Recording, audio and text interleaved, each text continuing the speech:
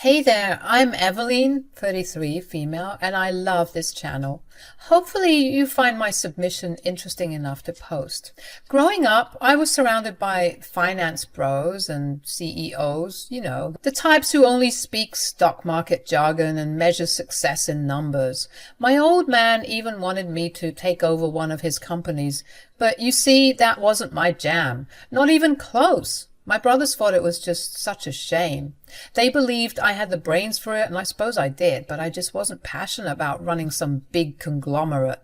I had different dreams that smelled like freshly brewed coffee and old books. So when I turned 24, armed with my business degree, I set out to make those dreams a reality. A quaint town, a cozy cafe, and a library. That was the dream. And you know what? It worked. Business was booming in about a year or so. Maybe too much. People flocked to my little spot like it was the last oasis in a coffee desert. But here's the thing. I didn't want to be swimming in piles of money like Scrooge McDuck. I liked the simplicity, the connection with the community, and the grind. It's just like playing The Sims. Sure, you can cheat for unlimited money, but where's the fun in that? The real joy is in the hustle, the sweat, and seeing your hard work actually pay off. I wanted to downsize, keeping things simple, but luck just wouldn't let me. I was even rejecting business offers that came my way. My patrons would beg me to expand into something bigger, but I didn't want any of that. It's not that I'm ungrateful, but too much success started feeling like a cheat code that I couldn't turn off. Then one day, everything I thought I knew changed and flipped my whole world upside down. Let me set the scene for you. It was a typical day at Nook, the name of my cafe library, and in came some swanky-looking businessman. Now, let me tell you, he looked like he had just strolled out of a boardroom meeting, completely out of place in my quaint little cozy shop. The man was dressed in a business suit, looking like a handsome stranger in a rom-com, but I wasn't going to let the looks fool me. I'd been approached by many businessmen in the past, wanting to transform my cafe into something bigger and better, but those idiots just couldn't understand that I didn't want that. So when I turned them down, things got really ugly. They would threaten me with all sorts of things, saying they'd ruin me, but I would just yell back at them, not scared of their empty threats. So when I saw this man, I met him with some hostility. I thought, great, another business owner wanting to rip the love and soul out of my cafe, replacing it with something soulless like a laundromat. So naturally, I started yelling at him, telling him to leave, and that I wasn't interested in selling my baby. However, my dramatic entrance quickly turned into a comedy of errors. The man, Cleo, wasn't there to snatch away my dreams. He was just a regular guy who just wanted a cup of coffee. Talk about judging a book by its cover. You'd think I'd know better. Obviously, I was mortified, and to make amends, I offered him bottomless coffee for the day. As we started talking, we were clicking, and I didn't want the day to end.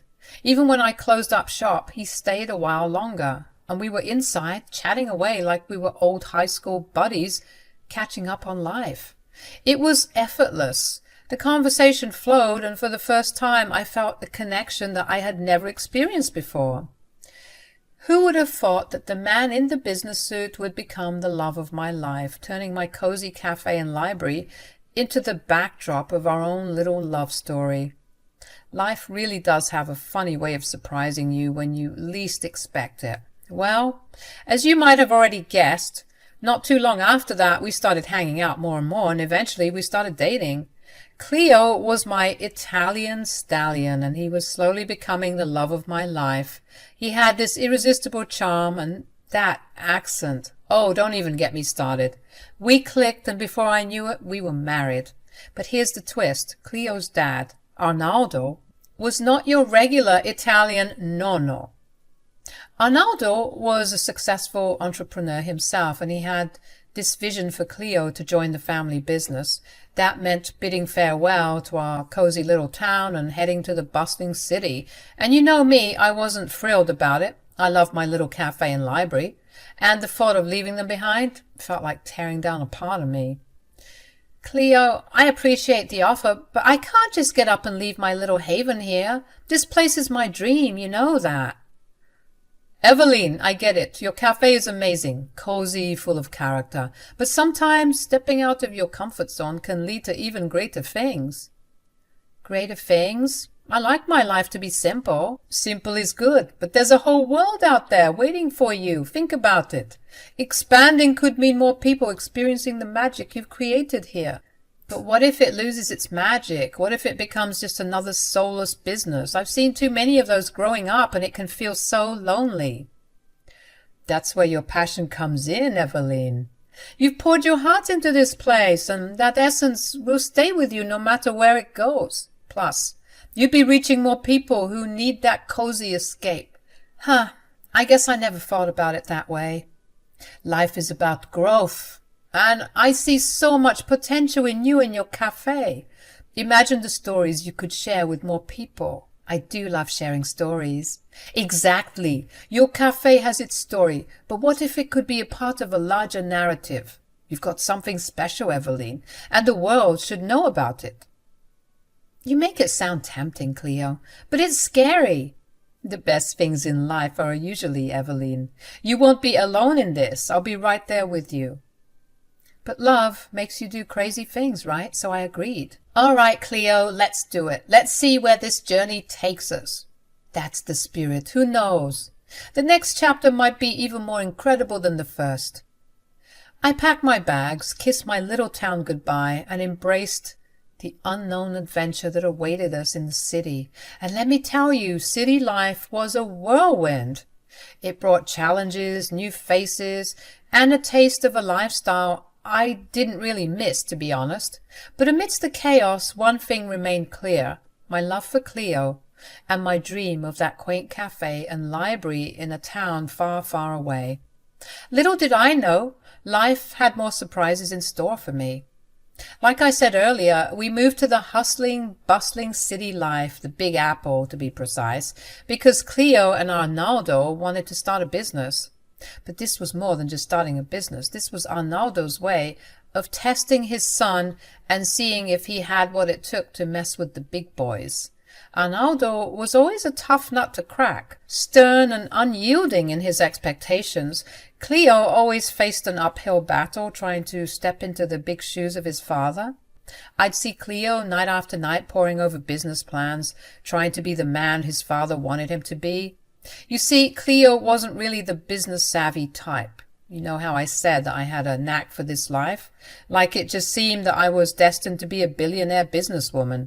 Not my words, but my brother's.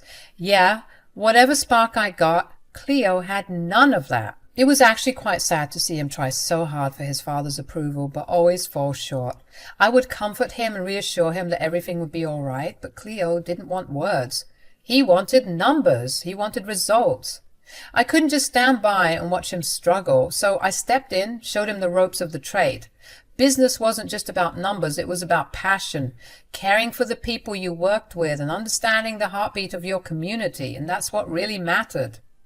Of course, Cleo wasn't an overnight success. No, it took time, patience, and a lot of late-night coffee-fueled conversations, but slowly things began to change and things were picking up. He started making decisions that mattered, connecting with people beyond the surface level. It wasn't just about profits anymore. It was about creating something meaningful. Then one day, as I was lazing around at home doing nothing, Arnaldo called me and told me he was at the door. I went to open it for him and he said, "Why, hello, Eveline." "Hey, Dad. Cleo isn't home right now." "That's quite all right. I came to see you." Arnaldo's unexpected visit surprised me. I couldn't help but wonder what business he had with me, especially when it seemed like Cleo was his main focus lately. I let him in, of course, and got him some coffee, and we started with some small talk. At first, I thought he just wanted to catch up with his dear old daughter-in-law, but honestly, I should have known better. The atmosphere in the living room shifted when Arnaldo said he had something serious he wanted to talk to me about. Arnaldo, with a serious face, confessed that he had something important to share with me. "But before I get into that, I just wanted to say thank you." "For what?" "I know it was you who taught my son to not be such a terrible businessman." "What? I didn't do anything. He did it all by himself." "Bless your heart, Eveline, but you can't lie to me that easily. Take the compliment. I've known my son since the moment he was born. He didn't have a business-savvy bone in his body. I mean, you have more talent in your finger than he does in his entire body. I know it sounds harsh, but it's the truth. And I'm sure your talents rubbed off on him." Arnaldo went on to explain that he intentionally kept Cleo away from business handbooks, telling him what to do and how to do it, saying that he wanted him to learn the hard way. That way he would be original and authentic to himself and his brand. However, the reality was that Cleo had already learned the ropes thanks to my guidance. I sat there, unsure of how to respond, feeling a mix of pride and guilt for helping Cleo without Arnaldo's knowledge. "Now, he's soft. Yeah, sure, he knows how to make better sales than before, but trust me, I can see this going downhill. Why are you telling me all this?" And that's when Arnaldo revealed why he came over in the first place. He came to tell me that he was removing Cleo from the family business and replacing him with me as CEO. The offer caught me off guard, and I immediately declined. I couldn't fathom betraying Cleo like that, no matter the potential benefits. "Oh, thank you for the offer, but I could never. Cleo loves this company, and this would crush him. Thanks, but no thanks." I thought you might say that. I hate to do this, but this is also the other reason why I came here. To show you this, like I said earlier. Arnaldo pulled out his phone and showed me a video from the company's CCTV cameras. Cleo, unaware of being recorded, was seen bragging to his friends about how he was a better businessman than I could ever be. What the frick?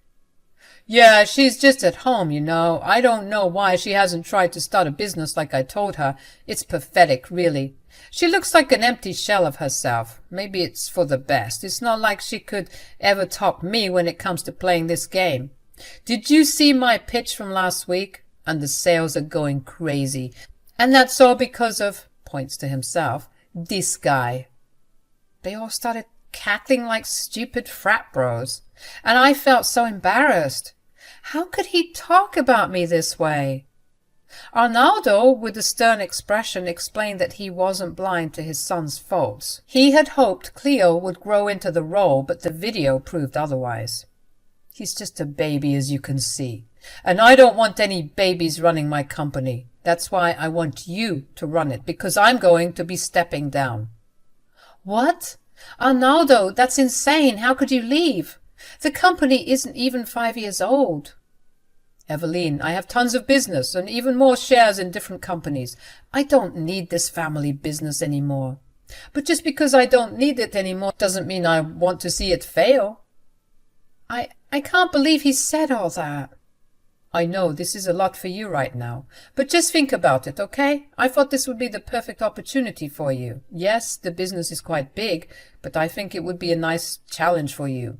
I know you're still upset about having to leave Nook behind. Maybe this is guilt speaking, but I really want you to get your hands dirty again. You're a beast when it comes to this. You know this." My emotions were a whirlwind as I processed the unexpected turn of events. The offer to take over the family business felt dirty. I told him that I'd think about it, and that's when he went on his merry way to God knows where, probably to start another business or something, since that's all he ever did. When Cleo got back home from work that day, I couldn't help but see him differently. Could you blame me? It turns out I didn't know my husband after all. In the following days, I was acting a bit cold towards Cleo. I couldn't shake off the hurt caused by his words, caught on that stupid video. Cleo, perhaps sensing my change in attitude, attempted to act overly nice, but I wasn't buying his crap any longer. As time passed, my anger and resentment only got worse. The realization that Cleo, my own husband, had spoken so badly of me for the sake of bragging to his cousins and business partners pissed me all the way off. I decided that I would take Arnaldo's offer to replace Cleo in the family business. It felt like the perfect opportunity to prove Cleo wrong. So one morning, I decided to surprise Cleo at the company building. As I walked in, Cleo asked what I was doing there, and why I was in a suit, wondering what brought me there. And seizing the moment, I said, "Your father has asked me to take your spot." "What?" And I agreed. "What? Dad? What the heck?" Sorry, son, but she did teach you everything you know. You told him that? He figured it out on his own. You can't pull one over on me, son. I told you how much I hate handouts. Even if they're information. Why would I keep you when I can just hide the brains behind the operation myself? This is sick, Eva. How could you do this to me? Sorry, babe. That's just how the game goes. Maybe now you'll be the pathetic one who's just a shell of a human. The news hit Cleo like a ton of bricks. I could see the shock and frustration on his face as I confidently put him in his place. Suppressing my laughter, Cleo's friends and cousins witnessed the unexpected power shift. Cleo, unable to find the right words, stormed out of the building in a fit of anger. The tables had turned, and I stood my ground, determined to show Cleo that his betrayal wouldn't break me. I embraced the new role, ready to prove that success could be achieved without belittling those you cared about. Despite the crazy start, my first day at the company went surprisingly well. The team welcomed me warmly, appreciating the change brought about by having a woman in a leadership role.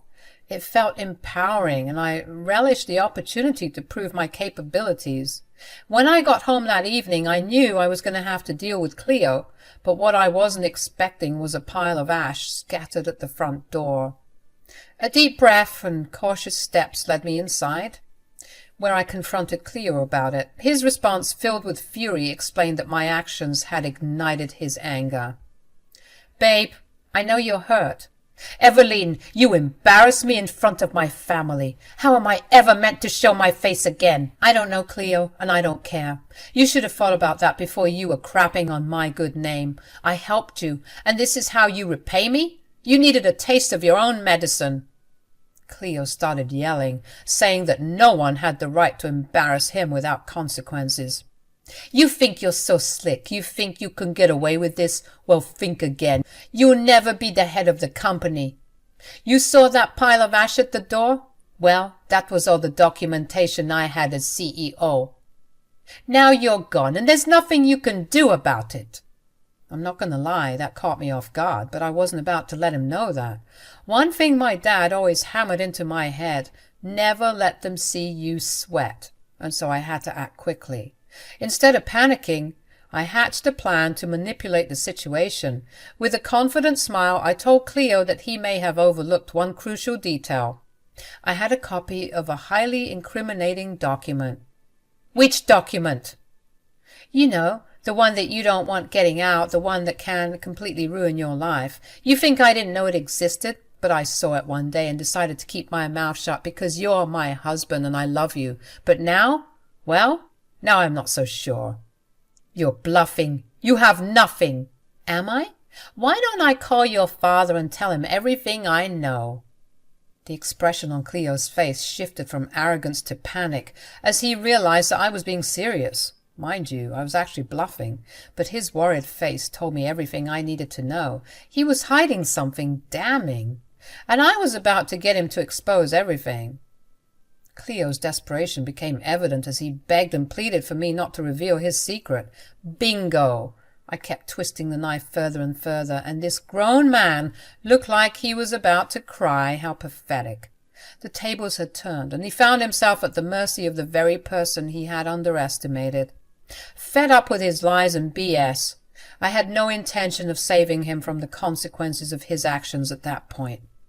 In a surprising twist, Cleo exposed himself, admitting to embezzling funds from the company with an unsettling nonchalance, claiming, "It wasn't even that big of a deal. I just took a couple of $100,000, that's all." The revelation left me shocked, realizing just how bad his secret actually was.